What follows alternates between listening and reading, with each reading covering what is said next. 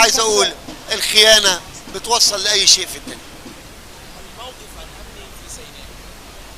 سبحان الله، يعني الموقف الأمني في سيناء، هل الجماعة اللي في سيناء دول جماعة مجرمين؟ الله، طب لما هم مجرمين من زمن طويل ولا مجرمين في السنة اللي مسكها الدكتور مرسي؟ طب هم لما هم مجرمين، اما انت كجهاز مخابراتي بتعمل ايه؟ وبعدين دول ولادنا ودول شعب مصر ودول خيرة رجال مصر، هم ابطالنا اللي واقفين على اول خط مع العدو الصهيوني القاتل المخادع الخائن اللي فيه كل الصفات. لما يطلع النهارده واحد من سينا بيفكر ان هو يضرب رصاصة على العدو الصهيوني، انا اسميه ارهابي وحاربه وموته. هذا الذي يحدث في سيناء ردا على هذا الانقلاب العسكري يتوقف في الثانية التي يعلن فيها عبد الفتاح السيسي أنه تراجع عن هذا الانقلاب وأنه صحح الوضع ورده إلى أهله وأن الرئيس يعود إلى سلطاته. وبعدين النهارده نقول إن طيارة إسرائيلية من غير طيار هي اللي قتلت الخمسة ولادنا الشهداء بتوع سينا. يطلع المتحدث باسم القوات المسلحة ينفي ان الطيارة اسرائيلية ويتقال لا دي الطيارة دي اباتشي مصرية وهي اللي قتلتهم. يا اي فخر هذا.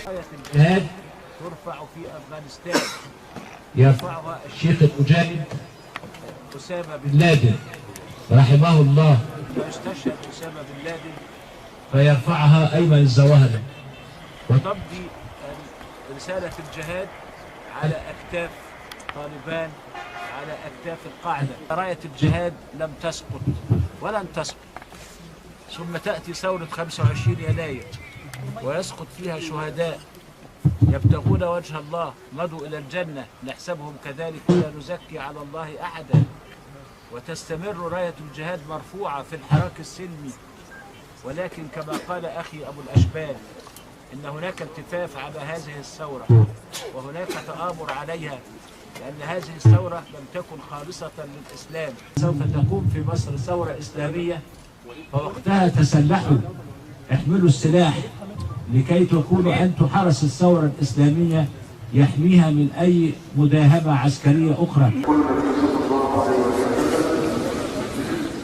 صلى على الجنازة فلما بلغت القراء ومن تبعها حتى تدفن فله قراءان والقراء مجددة في جبل واحد. القوى المعادية للإسلام دايما تجرد القوى الإسلامية من النجاحات عشان المسلمين يفقدوا الثقة في نفسهم وفي قدرتهم على العمل وعلى الحركة. ولذلك مثلا يقول دايما يشيعوا ايه ان الامن هو اللي قضى على الحركة الإسلامية في مصر، وده كلام باطل غير حقيقي. او يقول ان امريكا هي اللي قتلت السادات.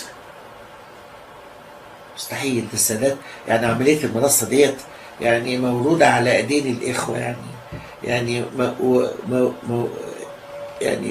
ايه ابن يعني مولود على ايديه عارف من ساعة ما بدأت من اللحظة الأولى.